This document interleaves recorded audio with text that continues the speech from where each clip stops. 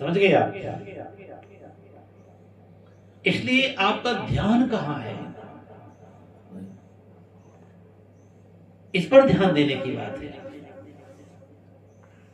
कि जब मौन व्रत में आप उतरोगे तो आंख खुली रहे बंद रहे उससे मतलब नहीं है, कान खुला रहे बंद रहे उससे मतलब नहीं है, आपका हाथ पैर इधर उधर रहे, आप नहाए हो कि नहीं नहाए हो, कपड़ा पहने हो कि नंगे बैठे हो, उससे मतलब नहीं है। आपका मन शांत है कि नहीं, मन में कोई विचार नहीं उठ रहे हैं। जब आप पूजा बैठो 1 मिनट बैठो, गर्दन झुका ली, मुलाकात कर ली, न वो दूर था न ये दूर था, आता नहीं नजर तो नजर का कसूर था। तो गर्दन जो कर अहंकार झुका लो बस, इसलिए मन में किसी प्रकार का विकार न आवे। जब आप शांत हुए तक्षण परमात्मा का द्वार खुला। एक नियम यह है मन का मार्ग, और है वो मौन का मार्ग। इसी परमात्मा को पाया जा सकता है। अपने आप आनंद में आप कहीं ढूंढने की जरूरत नहीं, कहीं खोजने की जरूरत नहीं है, कहीं जाने की जरूरत नहीं है। आप शांत चित्त हो जाओ बस, चित्त में किसी प्रकार का चंचलता न आवे, हलचल न उठे बस, फिर परमात्मा आपको स्वयं ढूंढ लेगा। आपको भगवान ढूंढने चलोगे ना, कितने लोग भगवान को ढूंढने में प्राण त्याग दिए, समाधि लग गई, पेड़ पालो जम गए उनके पीठ पर रीढ़ पर, लेकिन परमात्मा को नहीं प्राप्त कर पाए। तो परमात्मा को प्राप्त करने की बात नहीं, परमात्मा आपको स्वयं प्राप्त कर लेगा। भक्ति प्रबल हो बस, केवल भक्ति प्रबल हो। समस्या इस बात की हो जाती है, जैसे माँ किसी बच्चे को मना करती है कि अग्नि मत छुओ, अग्नि मत छुओ जल जाओगे, लेकिन इतना उदंड होता है बालक का मन कि बिना छुए रह नहीं जाएगा। और जैसे वो मना करने पर नहीं मानेगा, छू जाएगा तो हाथ जलेगा, जब हाथ जलेगा तब उसको पता चलेगा, ओ हरे राम तो जल गया हाथ, अब क्या करें। माँ के समझाने पर नहीं माने, जल गया तो मान गया, तब समझ में आया, पूरा जीवन उसको देखता रहेगा, जल गया जल गया। उसी प्रकार से कभी कभी गुरु भी शिष्य को कहता है कि नहीं ऐसा ना करो, इस चाल पर रहो, इस स्वभाव पर रहो, लेकिन जब तक आप दंड नहीं पाते हो तब तक आंखें नहीं खुलती है। बहुत जरूरी है देखना है। अगर उतर गए गुरु वाणी पर, दुनिया की कोई ताकत आपको झुका नहीं पाएगी,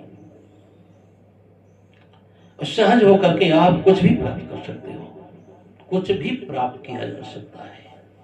ऐसी साधना है, तभी तो लोग साधना, ऋषि मुनि देवता लोग साधना करके कौन कौन सा अस्त्र प्राप्त कर लिए, वस्त्र प्राप्त कर लिए, वैभव प्राप्त कर लिए, पद प्राप्त कर लिए। कैसे आखिर? उस मंत्रों की आज्ञा में रह करके।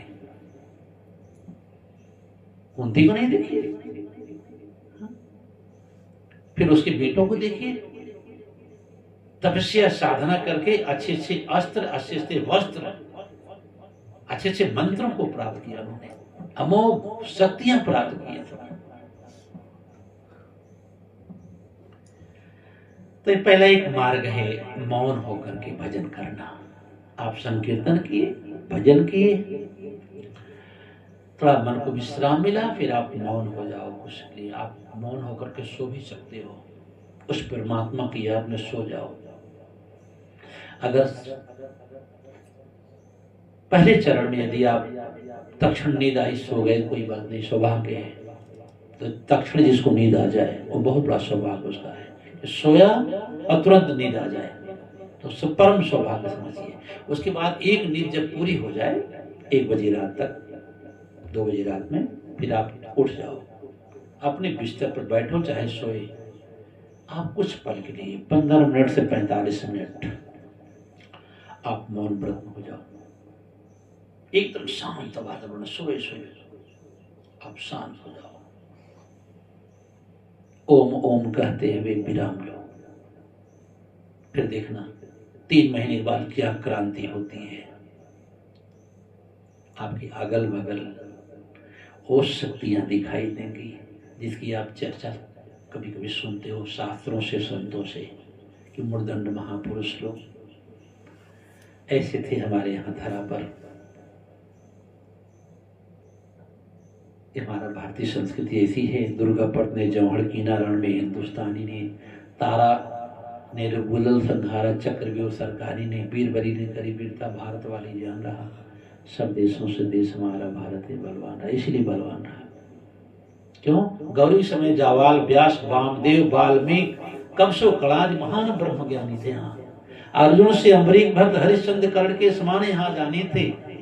ऐसा था हमारे हिंदुओं का भाग का अतीत, जो देवलोक की कहानी बनी थी। ये देवलोक इसलिए कहा गया, इसलिए शांत चित्त होकर के एक मौन का तपस्या है, ये आप बड़े सहजता से कर सकते हो। दूसरा है साक्षी भाव। अगर आप मौन से नहीं आप पारंगत हुए, बार बार मन आपका भटकता है, स्थिर नहीं हो पाते हो, शिकायतें मेरे पास बहुत लोग करते हैं, महाराज बैठता हूँ पूजा करने के लिए, आज वो देवी ने भी कहा कि इस बार आज हफ्ता 15 दिन 1 महीने हलचल अंदर है कि जब भजन करने बैठते हो तो पैर में दर्द, कहीं आंखों में मचलाहट, कहीं सीने में दर्द, कहीं दुनिया की बातें उठती हैं और बकवास करते हैं, सुनते हैं तो कोई दर्द नहीं होता है। शिकायतें हैं, ये तो निश्चलत मनः चंचलम स्थिरम और ततो नियम वेत आत्मदेव वशम न वेत। ततो नियम वेत, जैसे मैं बताया हूं ऐसे नियम 3 महीने के लिए करिए, देखिए आपका मन ही मर जाएगा। मतलब मन कहां चला गया? हृदय में समा जाएगा। एक भजन का धार है। दूसरा है साक्षी भाव। सहज होकर के सिर्फ आप, बहुत तटस्थ होकर आप परमात्मा को देखो। कैसे? एक उदाहरण दे दूंगा आपको।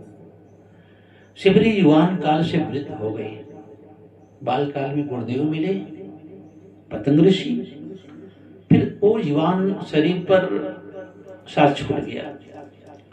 वो जाते समय कहे बेटे यही रहना, एक न एक दिन राम यही आएंगे। गुरु के वचनों पर विश्वास करके, भरोसा करके शिवरी वहीं रह गई। बाल काल से युवान काल चला गया, वृद्ध काल हो गया। रोज शिवरी के जीवन वर्तमान रहा, न भविष्य देखी न भूत देखी उसने। भविष्य में नहीं, न वर्तमान, न तो भूतकाल में पड़ी, हमेशा वर्तमान में